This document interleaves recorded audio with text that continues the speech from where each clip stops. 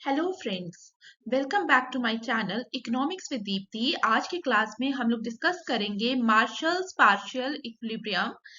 सबसे पहले मैं आपको मार्शल पार्शियल इक्विलिब्रियम से रिलेटेड क्वेश्चन दिखा देती हूँ।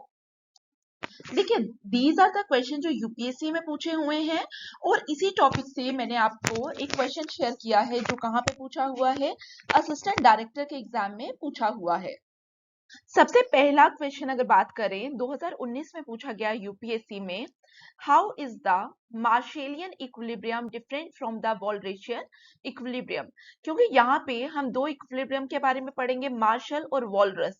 जब आप पढ़ेंगे तो आपको यहाँ पे इस क्वेश्चन को देखकर ये भी समझ आ गया कि आपको कंपैरिजन पता होना चाहिए मार्शल और वॉलरस के बीच में कि क्या डिफरेंस है। बेसिकली इक्विलिब्रियम तो पढ़ लिया, लेकिन अगर आप सिर्फ इक्विलिब्रियम पढ़कर जाओगे, एनालाइज नहीं कर रहे हो, तो आप लोगों के लिए क्वेश्चन पेपर में मुश्किल हो जाएगा, एग्जामिनेशन में it would be difficult for you.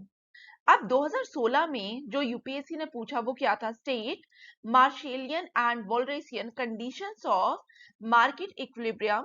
Do you think the existence of Marshallian stability necessarily ensure walrus stability and vice versa? 2014 में कॉबवेब मॉडल पे पूछा कि एक discuss the cobweb model of dynamic equilibrium with lagged adjustment. अब आप में से किसी ने मेरे से इवन मेरे टेलीग्राम चैनल पे भी यही चीज पूछी थी, ठीक है, कि मैम हमें कॉबवेब मॉडल करना है या नहीं करना वाइल प्रिपेयरिंग मार्शेलियन एंड वॉलरेशियन इक्विलिब्रियम। ठीक है, तो यहां से आपको क्लियर हो गया। और जिन लोगों ने मेरा Telegram channel that is economics with Deepti को ज्वाइन नहीं किया, तो आप लोग ज्वाइन कर सकते हैं। ठीक है, टेलीग्राम में इकोनॉमिक्स विद दीप्ति के नाम पे मेरा चैनल है। अदर देन दैट आपको कमेंट बॉक्स में भी इसका लिंक मिल जाएगा, तो आप ज्वाइन कर लें। अब 2014 में क्वेश्चन क्या पूछा गया, what do you mean by existence and uniqueness of equilibrium in the market. अब यही जो 2014 का क्वेश्चन है, ये हमें सेम क्वेश्चन असिस्टेंट डायरेक्टर के एग्जाम में दिखता है। इसके साथ दूसरा क्वेश्चन क्या पूछा गया, examine these concepts in a market where both demand and supply curves are downward sloping। ठीक है, अब यहाँ पे मैं इस क्वेश्चन की बात कर रही थी।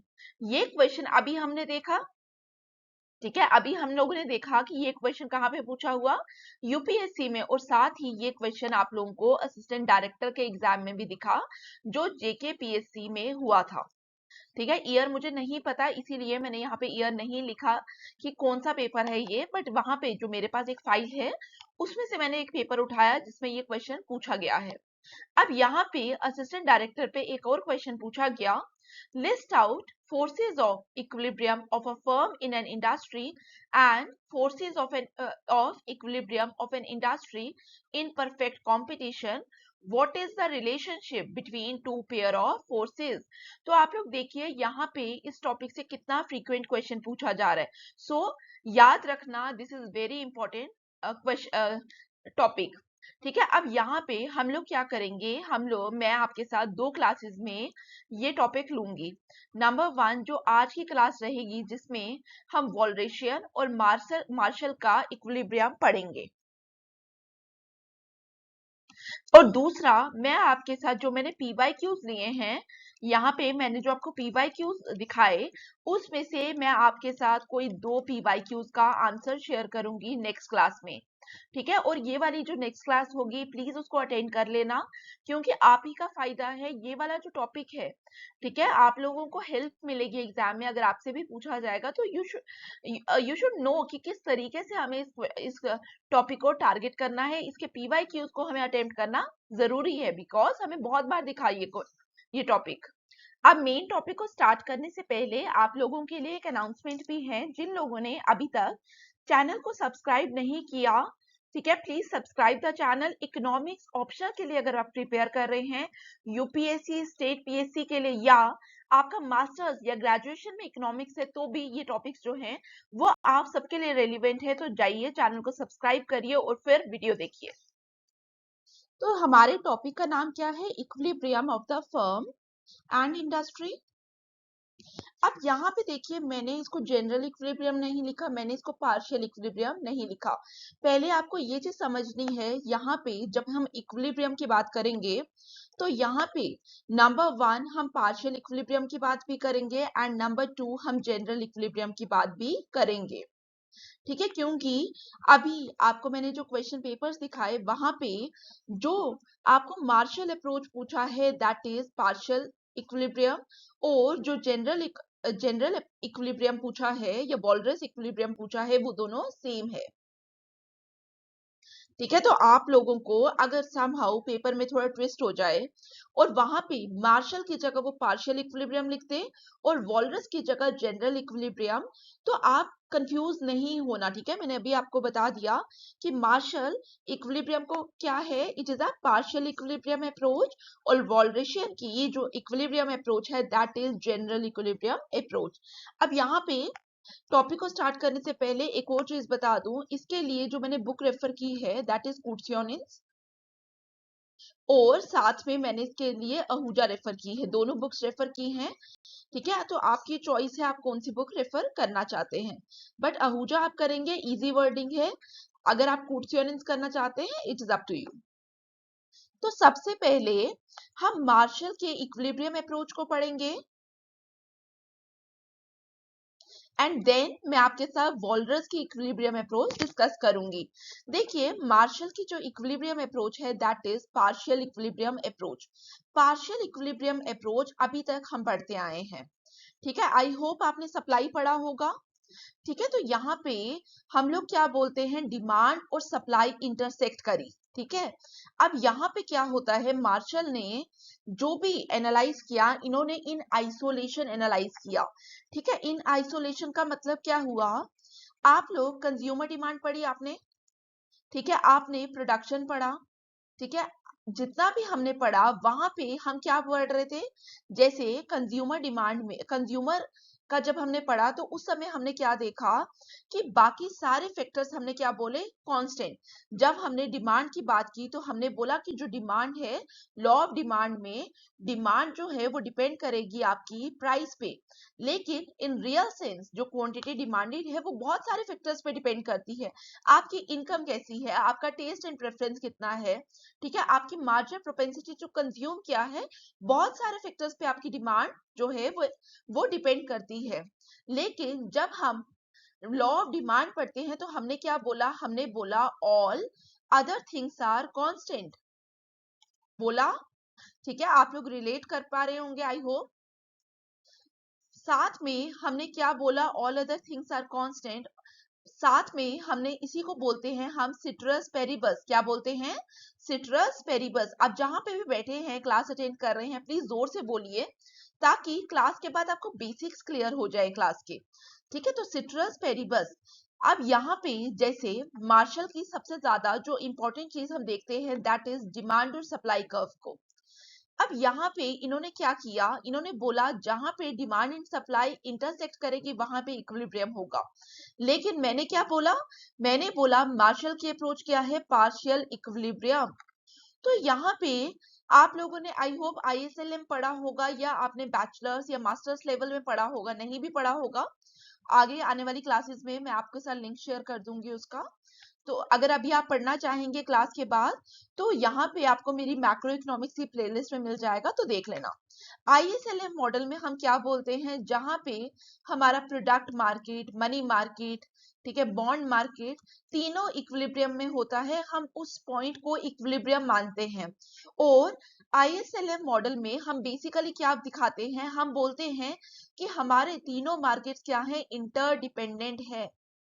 लेकिन मार्शल ने इसी इंटरडिपेंडेंस को क्या किया, इग्नोर किया। मार्शल ने under his approach of partial equilibrium analysis उन्होंने क्या किया, अपनी इस जो इंटरडिपेंडेंस एक्चुअल में जो एग्जिस्ट करती है इकोनॉमी में उसको उन्होंने इग्नोर किया। ठीक है, मार्शल इग्नोर्ड दिस इंटरडिपेंडेंस। इन्होंने एनालाइज कैसे की चीजें, इन्होंने आइसोलेशन में एनालाइज की। फॉर एग्जाम्पल, अगर मैं एक मार्केट लूं, ठीक है, फ्रूट मार्केट की बात कर रही हूँ, फ्रूट मार्केट में मैंने बोला कि ऑरेंज की मार्केट की बात करते हैं। ठीक है, अब यहाँ पे ऑरेंज की डिमांड और सप्लाई हम देख रहे हैं, लेकिन अब यहाँ पे इन रियल सेंस क्या होगा, ऑरेंज की डिमांड डिपेंड करेगी बाकी मार्केट में कौन से फ्रूट्स अवेलेबल है। लेट्स से मार्केट के अंदर एप्पल अवेलेबल है, बनाना अवेलेबल है, मैंगोज अवेलेबल है एंड सो ऑन। तो हम लोग मार्शल ने क्या किया, अगर हम मार्शल की अप्रोच के अकॉर्डिंग जाए तो हम यहाँ पे इन आइसोलेशन क्या करेंगे, ऑरेंज की ऑरेंज के लिए इक्विलिब्रियम फाइंड करेंगे। हम बोलेंगे कि ना एप्पल की डिमांड और सप्लाई में इंक्रीज आ रहा है, ना मैंगोज की डिमांड और सप्लाई में इंक्रीज आ रहा है, ना किसी और चीज की डिमांड और सप्लाई में इंक्रीज आ रहा है। ठीक है, बाकी को हमने जब बोला इंक्रीज नहीं आ रहा, चेंज नहीं आ रहा, ना ही इंक्रीज आ रहा है ना ही डिक्रीज आ रहा है, तो हम क्या बोल रहे हैं, हम बोल रहे हैं all other things are constant. ठीक है, तो यहाँ पे हमने बोला जब सबकी डिमांड और सप्लाई कांस्टेंट है, इसका मतलब ऑरेंज की उस समय क्या डिमांड और सप्लाई है हम ये एनालाइज कर रहे हैं। लेकिन अगर हम रियल सेंस में बात करें, समहाउ मैंगोज की सप्लाई बढ़ जाती है। जब मैंगोज की सप्लाई बढ़ेगी, सप्लाई ऑफ मैंगोज इंक्रीज करेगी एज कंपेयर टू डिमांड, तो मैंगो का प्राइस क्या हो जाएगा, मैंगो का price will fall.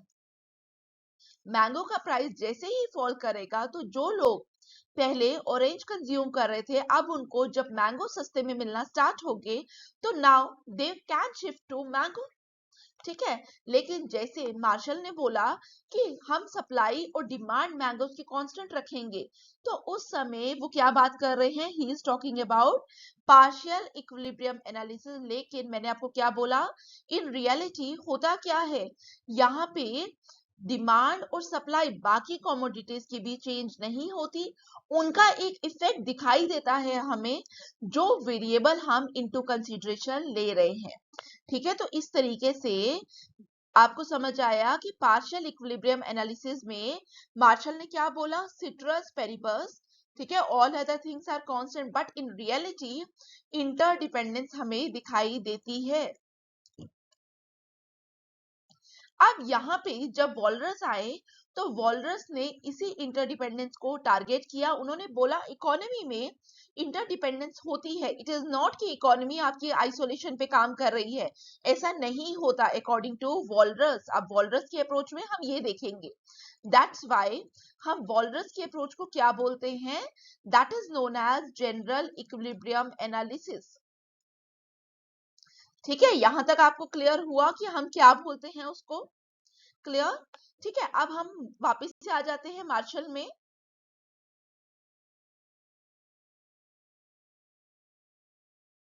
Partial equilibrium analysis और मार्शल इक्विलिब्रियम अप्रोच। ठीक है, marshals equilibrium approach analyses how a single market reaches equilibrium. ठीक है, तो पहला डिफरेंस आपको क्लियर हो गया। क्या डिफरेंस है, मार्शल ने क्या बोला कि पार्शियल इक्विलिब्रियम, उनकी अप्रोच पार्शियल इक्विलिब्रियम है। लेकिन जब हम वॉलरस पढ़ेंगे तो वॉलरस की अप्रोच क्या है, वॉलरस ने अपनी अप्रोच में क्या बोला कि नो, यहाँ पे हम इंटरडिपेंडेंस होता है, इकोनॉमी जब भी बात करेंगे इकोनॉमी में इंटरडिपेंडेंस एग्जिस्ट करता है। Clear first point. मार्शल ने अपनी अप्रोच समझाने के लिए डिमांड और सप्लाई कर्व की हेल्प ली। ठीक है, तो डिमांड और सप्लाई कर्व आपको पता है हम कैसे बनाते हैं, डिमांड एंड सप्लाई कर्व। तो by using demand and supply curve Marshall ने क्या किया, अपना इक्विलिब्रियम एक्सप्लेन करने की कोशिश की। अब यहाँ पे अगर आप देखेंगे under the Marshall partial equilibrium approach, यहाँ पे we have two variables, number one is the price and number two is the quantity. ठीक है, मैं यहाँ पे क्वांटिटी डिमांडेड नहीं बोल रही या क्वांटिटी सप्लाई नहीं बोल रही। द रीजन बीइंग, यहाँ पे जब डिमांड कर्व की बात करोगे automatically it means quantity demanded, और जब हम सप्लाई कर्व की बात करेंगे it automatically means quantity supplied.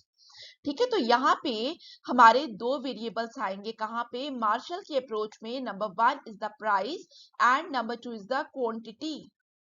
अब यहाँ पे मार्शल ने क्या बोला इन्होंने बोला कि हम लोग जब इक्विलिब्रियम को एनालाइज करेंगे कि इक्विलिब्रियम हमारा शिफ्ट कहाँ हो रहा है, ठीक है। इक्विलिब्रियम में जब भी हमें चेंज देखना है, ठीक है, हमें इक्विलिब्रियम को देखना है कि स्टेबल है, अनस्टेबल है या न्यूट्रल है। मैं थोड़ी देर में आपको ये भी बताऊंगी what is stable equilibrium, unstable क्या होता है और न्यूट्रल क्या होता है। जब अभी केसेस करेंगे तब मैं आपको बताऊंगी। तो यहाँ पे उन्होंने बोला कि हम किसको देखेंगे, हम क्वांटिटी वेरिएबल को देखेंगे। क्वांटिटी का मतलब क्या हुआ अंडर मार्शल, यहाँ पे हम दो चीजों से क्वांटिटी को देख रहे हैं। Number one is the quantity supply and number two is the quantity demanded. Quantity supply की अगर हम बात करें, ये प्रोड्यूसर के पर्सपेक्टिव से बोला जा रहा है और क्वांटिटी डिमांडेड कंज्यूमर के पर्सपेक्टिव से बोला जा रहा है। जब हम क्वांटिटी सप्लाई की बात कर रहे हैं, इसका मतलब आपका प्रोड्यूसर, ठीक है, या जो सेलर है वो कितनी क्वांटिटी सेल करना चाहता है। और क्वांटिटी डिमांडेड का मतलब क्या है, कंज्यूमर कितना बाय करना चाहता है। यहाँ पे हम बोल सकते हैं विलिंगनेस टू पे की बात हम करेंगे। और जब हम क्वांटिटी सप्लाई की बात करेंगे तब हम किसकी बात करेंगे, विलिंगनेस टू सेल। और इक्विलिब्रियम के लिए क्या बोलेंगे, यहाँ पे मार्शल के अकॉर्डिंग क्वांटिटी को टारगेट कर रहे हैं। मार्शल के अकॉर्डिंग हम बोलेंगे कि इक्विलिब्रियम कहाँ पे होगा, जहां पे willingness to sell must be equal to willingness to pay. तो ये आपका मार्शल ने बोला। अब आपने अगर क्वेश्चन को ध्यान से देखा होगा तो क्वेश्चन में एक स्पेशल केस के बारे में पूछा गया था, ठीक है। मैं आपको क्वेश्चन दिखा देती हूँ एक बार। अब यहाँ पे देखिए क्वेश्चन क्या है, what do you mean by existence and uniqueness of equilibrium in a market? Examine these concepts in a market where both demand and supply curves are downward sloping. तो जो मैं अभी आपको केसेस बताऊंगी, ठीक है, तो यहाँ पे हमें हमें एक स्पेसिफिक केस पूछा है इन्होंने, अभी हम इसको देखेंगे, ठीक है। तो जब आपको मैं वो केस बताऊंगी तो आपका ऑटोमेटिकली ये वाला पार्ट क्लियर हो जाएगा, ठीक है। यहाँ पे एक अभी मैं आपको मार्शल का केस बताऊंगी और वॉलरस में भी हम सेम केस को देखेंगे। क्लियर यहाँ तक। केसेस को पढ़ने से पहले आपको एक आइडिया होना चाहिए कि हमारा इक्विलिब्रियम स्टेबल कब होता है, अनस्टेबल कब होता है और न्यूट्रल कब होता है। जब हम बोलते हैं कि हमारा जो इक्विलिब्रियम है दैट इज स्टेबल, इसका मतलब क्या है, अगर इक्विलिब्रियम एक बार डिस्टर्ब हो जाए, सुनना ध्यान से, अगर इक्विलिब्रियम एक बार डिस्टर्ब हो जाए वापस से उसी पॉइंट पे आएगा। लेट्स से अगर this is your demand curve, this is your supply curve, initial equilibrium ये है, ठीक है।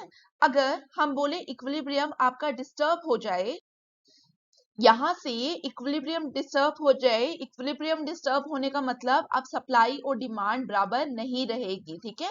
तो और इसके बाद फिर से इसी पॉइंट पे हम वापस आ जाएं तो हम क्या बोलेंगे, it is stable equilibrium. Even जो ये वाला जो नॉर्मल डिमांड और नॉर्मल सप्लाई कर्व होती है, नॉर्मल डिमांड मतलब downward demand, upward supply curve, इसमें हमें मार्शल और वॉलरस दोनों में हमें क्या देखने को मिलेगा, स्टेबल इक्विलिब्रियम। तो ये वाला जो केस मैं आपको बताऊंगी अभी थोड़ी देर में, मैं आपके साथ ये केस शेयर करूंगी, तो वहां से आप लोगों को समझ आ जाएगा कि किस तरीके से हम वापस से इसी पॉइंट में आएंगे। अब दूसरा होता है हमारा अनस्टेबल इक्विलिब्रियम। अनस्टेबल इक्विलिब्रियम का क्या मतलब है, अगर आपका इक्विलिब्रियम एक बार डिस्टर्ब हो जाए, ठीक है, तो दोबारा हम इक्विलिब्रियम में ही नहीं आते, तो दोबारा हम इक्विलिब्रियम में नहीं आते। अब न्यूट्रल में क्या होता है, अगर आपका इक्विलिब्रियम डिस्टर्ब हो जाए, अब आप इक्विलिब्रियम पे तो आएंगे बट आप सेम पॉइंट पे नहीं आएंगे, मतलब अब आपका इक्विलिब्रियम पॉइंट चेंज हो जाएगा,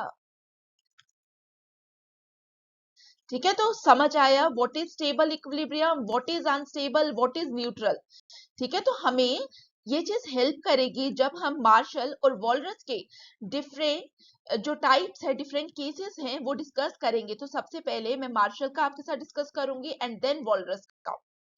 तो मार्शल का एक केस, सबसे पहले अगर मार्शल की बात करें तो यहाँ पे we have four cases. Number one, जहां पे डिमांड कर्व क्या होगी, demand curve is downward sloping, normal जैसे होती है, and supply curve is upward sloping. दूसरा केस अगर हम बात करें तो यहाँ पे both demand and supply curves are downward sloping. अब यहाँ पे इस केस के अंदर हम दो केसेस फर्दर लेंगे. नंबर वन, हम बोलेंगे कि supply curve is steeper than demand. Steeper का मतलब वो y एक्सिस को अप्रोच कर रही है. और यहाँ पे दूसरा case, demand curve is steeper than your supply curve. तीसरा केस अगर हम बात करें, अब हम क्या बोलेंगे, both demand and supply curve are upward sloping. ठीक है, तो थोड़े अलग केसेस हैं जो हम इन रियल सेंस नहीं देखते हैं, but under the Marshall and Walrasian approaches हमें देखना पड़ेगा. यहाँ पे भी एक केस में हम बोलेंगे कि हमारा जो सप्लाई कर्व है दैट इज स्टीपर, और दूसरे में हम क्या बोलेंगे, डिमांड कर्व इज स्टीपर. चौथा, व्हेन डिमांड कर्व जैसे डाउनवर्ड था, अब यहाँ क्या हो जाएगा, डिमांड आपका अपवर्ड हो जाएगा और सप्लाई कर्व क्या हो जाएगा, डाउनवर्ड. ठीक है, इस तरीके से आपको चारों केसेस को देखना है और क्लास को पूरा देखना, क्योंकि जैसे अभी आपको एक स्पेसिफिक केस पूछा 2014 में, हो सकता है आपको आपके पेपर में ही कोई केस ना मिल जाए. ठीक है, और एग्जाम में अगर आपको लगेगा कि आप एकदम से डायग्राम बनाएंगे तो आप गलत है. ठीक है, क्योंकि प्रैक्टिस करनी पड़ती है डायग्राम्स की. अगर आप सोचेंगे तो वो वर्क नहीं करेगा आपके लिए. तो सबसे पहले हम केस 1 देखेंगे. ठीक है, ये केसेस को थोड़ा ध्यान से समझना, जहां पे हम लोग क्या बोल रहे हैं, we have normal demand and supply curve. यहाँ पे normal demand and supply curve का क्या मतलब हुआ कि हमारी डिमांड कर्व कैसी है, डाउनवर्ड स्लोपिंग, और supply curve is upward sloping. ठीक है, और जहां पे डिमांड और सप्लाई इंटरसेक्ट करेंगी वहां पे क्या होगा, इक्विलिब्रियम. लेट अस से इक्विलिब्रियम पॉइंट पे हमारे पास Q1 क्वांटिटी थी, लेकिन अगर आपका इक्विलिब्रियम डिस्टर्ब हो जाए, मतलब demand is not equal to supply, तो दो केसेस बनेंगे. नंबर वन, जहां पे demand is greater than supply, and number two, demand is less than supply. तो अगर हम यहाँ पे देखें, लेट से आपका इक्विलिब्रियम डिस्टर्ब हो गया, demand is greater than supply की अगर हम बात करें, तो जब आपका इक्विलिब्रियम डिस्टर्ब हुआ, डिमांड और सप्लाई बराबर नहीं है, demand is greater than supply, तो आप एट Q2 क्वांटिटी लेवल पे आए. तो यहाँ पे क्या होगा, डिमांड जब ज्यादा है, इसका मतलब willingness to pay is greater than your willingness to sell. Willingness to pay willingness to sell से ज्यादा है. अब जब फर्म ने देखा, प्रोड्यूसर ने देखा कि विलिंगनेस टू पे ज्यादा है, तो वो क्या करेगा, वो प्रोडक्शन बढ़ाएगा. जब प्रोडक्शन बढ़ेगी तो सप्लाई बढ़ेगी, यही मतलब है. इसका मतलब आप सप्लाई कर्व में मूव अपवर्ड शिफ्ट होगे बिकॉज सप्लाई बढ़ रही है. लेकिन यहाँ पे हमने क्या लिया, हमने बोला supply curve is upward moving. Upward moving supply curve का मतलब क्या है, there is a positive relation between supply and price. इसका मतलब जब सप्लाई बढ़ेगा तो ऑटोमेटिकली आपका प्राइस भी इंक्रीज करेगा. ठीक है, क्यों मैंने बोला, because of this positive relation, तो प्राइस ऑफ द प्रोडक्ट भी इंक्रीज करेगा. अब जब price of the product increase करता है तो हमारा यहाँ पे सप्लाई प्राइस इंक्रीज करेगा. देखिए, यहाँ पे दो तरीके के प्राइसेस की बात की जाती है.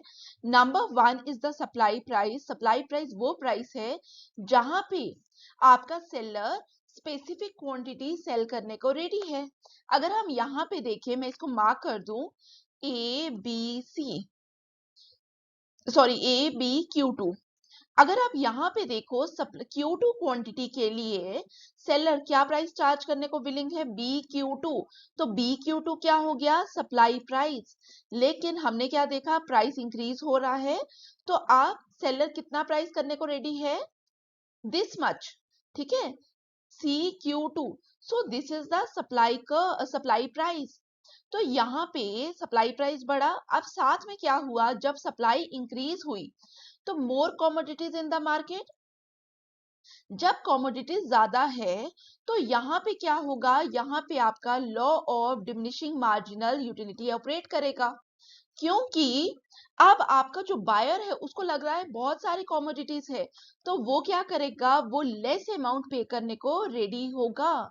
तो यहाँ से हमारा, क्योंकि एक तो यहाँ पे याद रखना, जब प्राइस इंक्रीज हुआ तो because of law of diminishing marginal utility क्या हुआ, डिमांड कम हुई।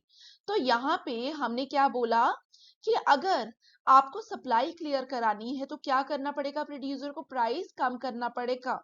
तो law of diminishing marginal utility से हम ये भी बोल सकते हैं कि नाउ जो आपका जो आपका कंज्यूमर है, he is ready to pay less amount. पहले हमारा जो डिमांड प्राइस था वो कितना था, वो हमारा AQ2 था।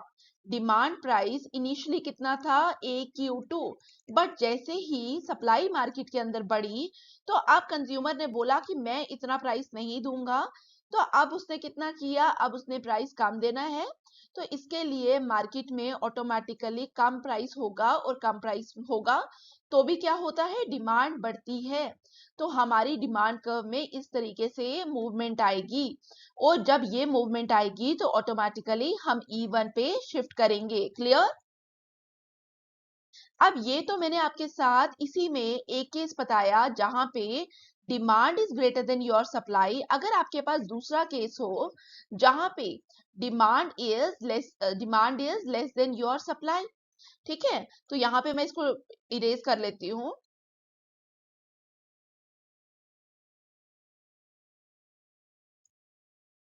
अगर आपकी डिमांड लेस देन सप्लाई है तो मतलब आप कहीं यहाँ पे होंगे, ठीक है, आप यहाँ पे होंगे। Let's say this is Q3 quantity, at Q3 demand कम है, मतलब willingness to pay is less than your willingness to sell. ठीक है, जब willingness to pay less than your willingness to sell, जब सामान बिक ही नहीं रहा मार्केट में, तो फर्म क्या करेगी, फर्म प्रोडक्शन कम करेगी। फर्म प्रोडक्शन कम करेगी मतलब हम सप्लाई कर्व में यहाँ बैकवर्ड शिफ्ट करेंगे, ठीक है।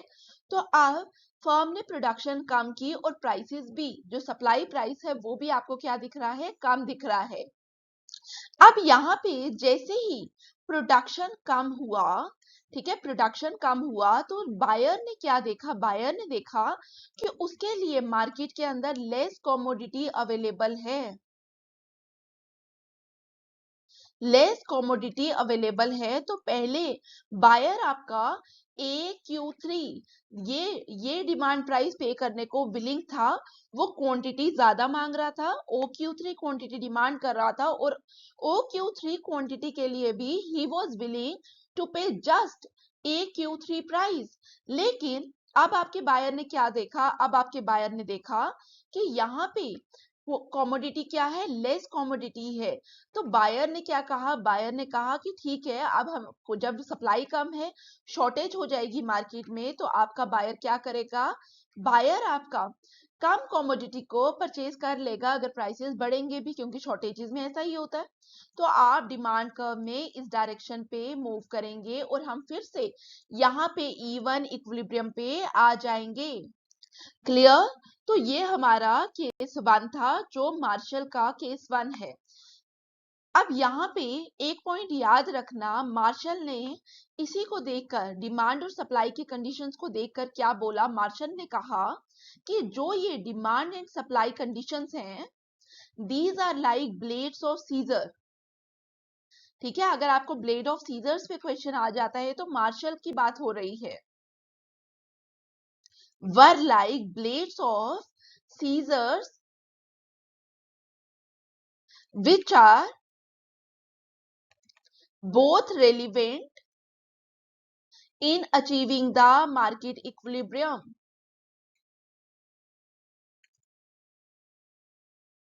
मार्केट इक्विलिब्रियम, ठीक है। तो केस 1 क्लियर हुआ और स्टेबल है, आपको ये भी पता चला। अब हम केस 2 करेंगे जहां पे हम क्या बोलेंगे, both supply curve and demand curve are downward sloping. ठीक है। अब आप लोग बोलेंगे कि मैम डाउनवर्ड सप्लाई कर्व तो डाउनवर्ड स्लोपिंग नहीं होती, बट मार्शल ने हर तरीके से उनको एनालाइज किया है कि अगर इस तरीके से जैसे कुछ एक्सेप्शनल केसेस होते हैं वहां पे मार्शल ने उनको एज्यूम किया है। अब यहाँ पे आप लोग ध्यान देना, हम दो केसेस की बात करेंगे। Number one, demand curve is steeper. जब हमने बोला demand curve is steeper, it means कि आपकी जो डिमांड कर्व है वो वाई एक्सिस को अप्रोच कर रही है, और दूसरा सप्लाई कर्व इज स्टीपर। तो सबसे पहले मैं फर्स्ट केस लूंगी जहां पे हम एज्यूम कर रहे हैं demand curve is steeper.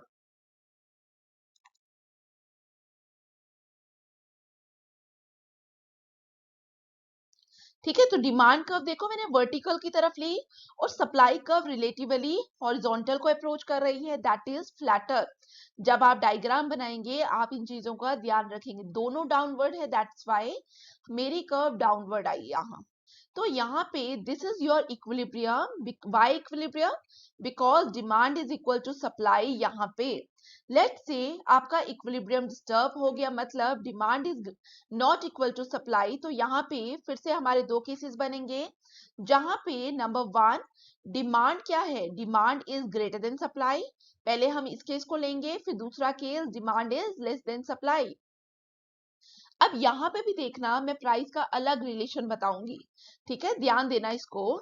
Eight Q2, Q2 पे demand is greater than your supply, मतलब willingness to pay is greater than your willingness to sell. जब आपकी willingness to pay greater than willingness to sell होता है तो supply increase करेगी। जब supply increase करेगी, अब यहाँ पे आपको क्या देखना है, सप्लाई कर्व का रिलेशन। सप्लाई कर्व का रिलेशन क्या है? It is the relation between price and quantity supply. तो यहाँ पे हमें इनवर्स रिलेशनशिप दिख रहा है, तो प्राइस और सप्लाई के बीच में हमें कैसा रिलेशनशिप दिखेगा, एक इनवर्स रिलेशन दिखेगा। दैट्स वाई मैं यहाँ क्या लिखूंगी, प्राइस फॉल कर रहा है। ठीक है, प्राइस फॉल करेगा तो डिमांड क्या करेगी, डिमांड इंक्रीज करेगी। ठीक है, प्राइस फॉल किया, डिमांड इंक्रीज की, तो सबसे पहले सप्लाई बढ़ी। ठीक है, क्वांटिटी सप्लाई बढ़ी इस डायरेक्शन पे, और यहाँ पे हम लोगों ने क्या कहा, हमने बोला कि प्राइस फॉल किया, डिमांड बढ़ी, ये पॉइंट। ठीक है, यहाँ पे समझ आया आपको, सिर्फ ये रिलेशन पता होना चाहिए। अब इसी तरीके से एट Q3 हम लेंगे। जब आप Q3 पे लोगे, लेट से यहाँ पे हम एक पॉइंट ले लेते हैं Q3, जहां पे हम क्या बोल रहे हैं, supply is greater than your demand. जैसे ही हमने बोला supply is greater than your demand, it means अब यहाँ पे प्रोडक्शन क्या होगी, कम होगी। क्यों? बिकॉज यहाँ पे क्या था, willingness to pay is less than your willingness to sell. जब पीपल पे ही नहीं कर रहे तो क्या प्रोडक्शन करने का कोई इंसेंटिव है? नहीं है, प्रोडक्शन कम होगा, तो हम सप्लाई कर्व में बैकवर्ड मूव करेंगे, दिख रहा है यहाँ पे। और प्रोडक्शन कम करने को हम यहाँ पे लिख सकते हैं सप्लाई फॉल। अब सप्लाई फॉल होगी, ऑटोमेटिकली प्राइसेस क्या होंगे, प्राइसेस बढ़ेंगे। तो प्राइसेस अगर बढ़ेंगे तो यहाँ पे एक तो सप्लाई कम है, जब लेस कमोडिटी है तो यहाँ पे डिमांड में क्या होगा, डिमांड में कंज्यूमर को पता है मार्केट में जो कमोडिटी है उसकी सप्लाई कम है, तो अब वो क्या करेगा, वो हायर प्राइस दे देगा कम क्वांटिटी के लिए, तो इसीलिए डिमांड भी कम हो जाएगी एट हायर प्राइसेस। ठीक है, और डिमांड कम होगी। ठीक है, तो हम यहाँ से वापस इस पॉइंट पे आ जाएंगे। तो ये था आपका केस सेकंड। और अगर अब मैं आपसे एक चीज पूछूं कि यहाँ पे हमारा जो इक्विलिब्रियम है वो स्टेबल है, अनस्टेबल है या न्यूट्रल है, आप क्या बोलेंगे, आप बोलेंगे स्टेबल है। क्यों? क्योंकि आपने क्या देखा कि हम वापस से सेम इक्विलिब्रियम पोजीशन पे आ गए। तो यहाँ पे हमारा इक्विलिब्रियम क्या है, इक्विलिब्रियम इज स्टेबल। क्या है, इक्विलिब्रियम स्टेबल है। क्लियर यहाँ तक? अब हम दूसरा केस लेंगे जहां पे supply curve is steeper. Supply curve is steeper than your demand curve.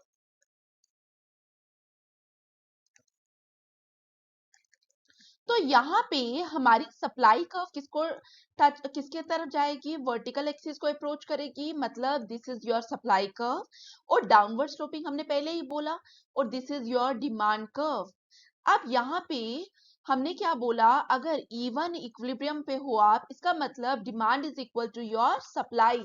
जब डिमांड और सप्लाई बराबर है, आप इवन में हो, लेकिन वंस इक्विलिब्रियम डिस्टर्ब हो जाए तो क्या होगा, डिमांड सप्लाई के बराबर नहीं रहेगी। तो यहाँ पे भी आपके पास दो केस आएंगे, demand greater than supply, demand less than supply. तो यहाँ पे मैं आपके साथ एक केस डिस्कस करूंगी, दूसरा केस आप खुद करेंगे। तो यहाँ पे हम ले लेते हैं demand is greater than your supply. जब demand is greater than your supply है, आप यहाँ पे नहीं आएंगे, आप कहाँ आएंगे, आप इस साइड आएंगे, बिकॉज डिमांड कर्व आपकी ब्लैक लाइन है। ठीक है, लेट से आप पहले Q1 में थे, नाउ आप Q2 में हैं। जब आप Q1 टू Q2 में आए तो हमने क्या देखा, हमने देखा demand is greater than your supply, मतलब willingness to pay is greater than your willingness to sell. जब willingness to pay greater than होता है आपके विलिंगनेस टू सेल, तो क्या होगा, तो सप्लायर क्या करेगा, प्रोडक्शन को बढ़ाएगा। तो यहाँ पे हम लिख देंगे प्रोडक्शन बढ़ेगा, प्रोडक्शन बढ़ेगा मतलब सप्लाई बढ़ेगी, सप्लाई बढ़ेगी इसका मतलब, अब ये चीज ध्यान से देखना, अभी तक मैंने आपको अनस्टेबल इक्विलिब्रियम का कोई भी केस नहीं लिखवाया। सप्लाई बढ़ेगी मतलब हम बाहर की तरफ आ रहे हैं, आप तो इक्विलिब्रियम की तरफ जा ही नहीं रहे। क्लियर, समझ आया मैंने आपको क्या बोला। अब हम यहाँ पे आ रहे हैं, जब सप्लाई बढ़ेगी तो यहाँ पे सप्लाई और प्राइसेस का क्या है, inverse relation, because downward sloping supply curve है। बिकॉज इनवर्स रिलेशन है तो प्राइसेस फॉल करना स्टार्ट होंगे, प्राइसेस फॉल करते हैं तो डिमांड बढ़ता है। जब डिमांड बढ़ेगा तो डिमांड कर्व में आप हॉरिजॉन्टली इस साइड मूव करोगे, तो डिमांड कर्व में भी आप इधर मूव करोगे, मतलब आप इक्विलिब्रियम से बहुत दूर जा रहे हो। ठीक है, और नया भी किसी इक्विलिब्रियम में नहीं आ रहे, क्योंकि जो अभी मैं ड्रॉ करूंगी वो नहीं करना। आपकी सप्लाई इधर जा रही है, आपकी डिमांड इधर जा रही है, गैप बढ़ रहा है। तो ना ही ये न्यूट्रल इक्विलिब्रियम होगा, ना ही ये क्या होगा, स्टेबल इक्विलिब्रियम, ये क्या होगा, अनस्टेबल इक्विलिब्रियम। ठीक है, क्योंकि अनस्टेबल इक्विलिब्रियम क्या होता है, जहां पे हम वापस इक्विलिब्रियम पे नहीं जाते। ठीक है, तो मैंने आपको ये केस कराया, दूसरा केस आप करेंगे जिसकी डायग्राम आपकी इस पार्ट में बनेगी Q3 पे। क्लियर, तो आपके लिए ये होम असाइनमेंट है, आप प्लीज करें और टेलीग्राम चैनल पे शेयर करिए, ठीक है, ताकि आप लोगों में मोटिवेशन आए खुद भी अटेम्प्ट करने की। अब केस 3 हमारे पास आएगा, जहां पे both demand and supply curve are upward sloping.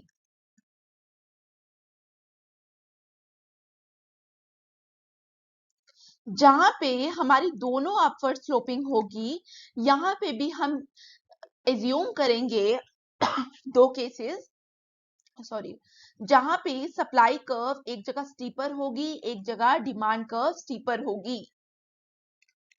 मैं यहाँ पे भी आपके साथ एक केस डिस्कस करूंगी, दूसरा केस आप खुद डिस्कस करेंगे। मैं आपके साथ अनस्टेबल वाला केस डिस्कस कर लेती हूँ, ये वाला। ठीक है, ये वाला जो है ये स्टेबल का केस है, मैं लिख भी देती हूँ। ठीक है, और इसकी PDF मैं आप लोगों के साथ टेलीग्राम चैनल पे शेयर कर लूंगी। ठीक है, ये हमारा स्टेबल इक्विलिब्रियम का बनेगा, और मार्शल में, वॉलरस में अलग आएगा, और ये हमारा अनस्टेबल वाला आएगा। मैं आपके साथ अनस्टेबल वाला केस डिस्कस करूंगी, आप स्टेबल का खुद करेंगे। अब यहाँ पे देखो, we have quantity, here we have price, हमने क्या बोला, अपवर्ड स्लोपिंग, और डिमांड कर्व स्टीपर, मतलब डिमांड कर्व हमारी कैसी बनेगी, हमारी डिमांड कर्व y एक्सिस को अप्रोच करेगी, this is your demand curve. और सप्लाई कर्व हमारी क्या है, रिलेटिवली फ्लैटर, क्योंकि एक स्टीपर होता है दूसरा फ्लैटर होता है, this is your supply curve. हमने बोला इक्विलिब्रियम यहाँ पे है E1 पे, E1 पे इक्विलिब्रियम का मतलब demand is equal to your supply. अब जब इक्विलिब्रियम डिस्टर्ब होता है, डिमांड और सप्लाई क्या हो जाएगा, बराबर नहीं रहेंगी। लेट्स से हम एक केस लेते हैं जहां पे supply is greater than your demand. ठीक है, तो यहाँ पे हमारा केस आएगा एट Q2 क्वांटिटी, हम लोग क्या बोल रहे हैं, at Q2 supply is greater than your demand, मतलब willingness to sell is greater than your willingness to pay. लोग पे करने के लिए जब राजी ही नहीं है तो सप्लायर क्या करेगा, सप्लायर प्रोडक्शन कम करेगा, प्रोडक्शन कम सप्लाई कम, सप्लाई कम मतलब हम बैकवर्ड मूव करेंगे, इक्विलिब्रियम से हम दूर जा रहे हैं। ठीक है, अब सप्लाई कम होगी, अब सप्लाई और प्राइस के बीच में रिलेशन क्या है, सप्लाई और प्राइस डायरेक्टली रिलेट करेंगे, व्हाई, बिकॉज अपवर्ड स्लोपिंग आपकी सप्लाई कर्व है, तो यहाँ पे रिलेशन क्या मिलेगा, direct relation, because of this direct relation between your supply and price, तो यहाँ पे क्या होगा, प्राइसेस फॉल करेंगे। अब इस पॉइंट को भी ध्यान से देखना, नॉर्मली लॉ ऑफ डिमांड क्या बोलता है, लॉ ऑफ डिमांड बोलता है कि जब प्राइस कम करेंगे होंगे तो क्वांटिटी डिमांडेड बढ़ेगी, बट यहाँ पे एक इनवर्स रिलेशनशिप की बात हो रही है, लेकिन यहाँ पे डिमांड कर्व हमारा क्या बता रहा है, डायरेक्ट रिलेशन, मतलब जब प्राइस कम होंगे तो यहाँ पे क्वांटिटी डिमांडेड क्या होगा, फॉल करेगा। ठीक है, यही की पॉइंट है जो आपको देखना है, तो क्वांटिटी डिमांडेड फॉल करेगा, तो इसका मतलब डिमांड कर्व में हम कहाँ मूव करेंगे, हम वापस पीछे वाली साइड मूव करेंगे और दोनों इक्विलिब्रियम से पीछे जा रहे हैं, सो ये क्या हो गया, ये अनस्टेबल इक्विलिब्रियम हो गया।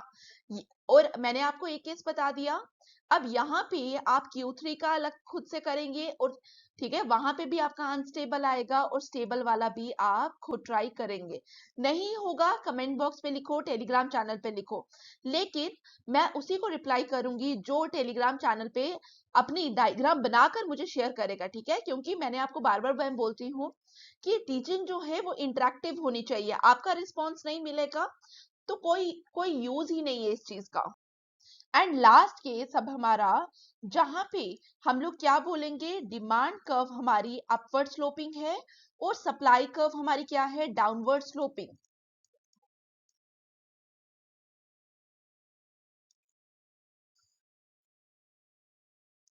ठीक है, तो demand curve upward sloping, this is your demand curve, and supply curve is downward sloping. ठीक है, तो इक्विलिब्रियम हमारा यहाँ पे था E1 पे, इस समय क्वांटिटी क्या है, Q1, क्लियर।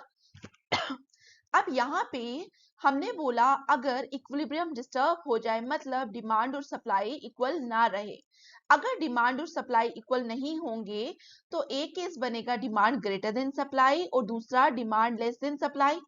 तो यहाँ पे भी मैं आपके साथ एक केस डिस्कस करती हूँ, यहाँ पे जब आपकी सप्लाई ग्रेटर देन डिमांड है, ये वाला केस, ठीक है, तो आप Q2 पे हो, at Q2 demand less than supply है, मतलब willingness to pay less than your willingness to sell. जब आपकी willingness to pay less than your willingness to sell है, मतलब सप्लायर क्या करेगा, सप्लायर प्रोडक्शन कम करेगा, प्रोडक्शन कम सप्लाई कम। ठीक है, तो जब सप्लाई कम होगी तो अब हम कहाँ मूव कर रहे हैं, हम इस डायरेक्शन पे मूव कर रहे हैं। ठीक है, अब सप्लाई कम होगी तो प्राइसेस पे क्या इंपैक्ट आएगा, supply curve is downward sloping, supply का मतलब प्राइसेस इंक्रीज करेंगे, व्हाई, बिकॉज यहाँ पे सप्लाई कर्व कैसी है, डाउनवर्ड स्लोपिंग, तो सप्लाई कम मतलब प्राइसेस राइज करेंगे, जब प्राइस राइज करेगा तो क्या होता है, डिमांड को हमें देखना है, और डिमांड कर्व हमारी कैसी है, demand curve is upward sloping. जब आपके प्राइसेस बढ़ेंगे तो क्या होगा, क्वांटिटी डिमांडेड क्या होगी, बढ़ेगी, क्वांटिटी डिमांडेड बढ़ेगी, मतलब आप डिमांड कर्व में इस साइड जो है वो चल रहे हैं। ठीक है, तो डिमांड कर्व में आप इस डायरेक्शन पे गए और सप्लाई कर्व में आप अलग डायरेक्शन पे जा रहे हैं, मतलब आप सप्लाई कर्व में इधर जा रहे हैं और डिमांड कर्व में आप कहाँ जा रहे हैं, इस साइड। तो आप लोग देखिए, एक कर्व इधर जा रही है, एक कर्व इधर जा रही है, अलग अलग डायरेक्शन है, मीट नहीं करेंगे, तो जब मीट ही नहीं करेंगे आपको कोई नया इक्विलिब्रियम नहीं मिलेगा, तो हम इसको भी क्या बोलेंगे, this is again unstable equilibrium, ये हमारा क्या है, अनस्टेबल इक्विलिब्रियम। ठीक है, तो ये हमारे थे 4 केसेस मार्शल के। ठीक है, यहां तक समझ आया। ठीक है, तो अब आपको क्या करना है, अब आपको जो रिमेनिंग डायग्राम्स है वो अटेम्प्ट करनी है, और साथ ही आपको क्या करना है, आपको मार्शल इक्विलिब्रियम में आप इसको आहूजा से पढ़ना। ठीक है, आपके लिए वे इजी हो जाएगा आहूजा से जब आप पढ़ेंगे। ठीक है, मैंने अपनी तरफ से बहुत कोशिश की कि मैं आपको मार्शल इक्विलिब्रियम आराम से समझा सकूं। तो आप आहूजा से पढ़ेंगे नंबर 1। तो यहाँ पे आप क्या करेंगे, जब आप आहूजा से पढ़ेंगे और डायग्राम, किसी डायग्राम में प्रॉब्लम आएगी, आप टेलीग्राम चैनल पे उसका जहां पे आपने ड्रॉ की होगी वो मेरे साथ वो फोटो शेयर करेंगे, क्योंकि इसका सॉल्यूशन मुझे जो डायग्राम्स में देना है वो मैं आप लोगों को फिर ही एक्सप्लेन करूंगी जब आपकी तरफ से अटेम्प्ट हुआ होगा। ठीक है, और टेलीग्राम चैनल का लिंक भी आपको कमेंट बॉक्स में मिल जाएगा। और साथ में वापस से रिक्वेस्ट कर रही हूं, अगर आपको लगता है ये वीडियो आपके लिए वैल्यूएबल है तो please like, share, subscribe and comment. ठीक है, तो थैंक यू। आज की क्लास यहीं पे खत्म करते हैं। वॉलरस वाला जो है वो मैं कल आपको पढ़ाऊंगी। ठीक है, नेक्स्ट लेक्चर में मैं आपके साथ वॉलरस जो है वो डिस्कस करूंगी, और फिर उसके बाद मैं आपके साथ पीवाईक्यूज डिस्कस करूंगी, क्योंकि आज की क्लास काफी लेंथी हो गई है, तो यहीं पे खत्म करेंगे। Thank you for watching and please like, share, subscribe and comment. Thank you.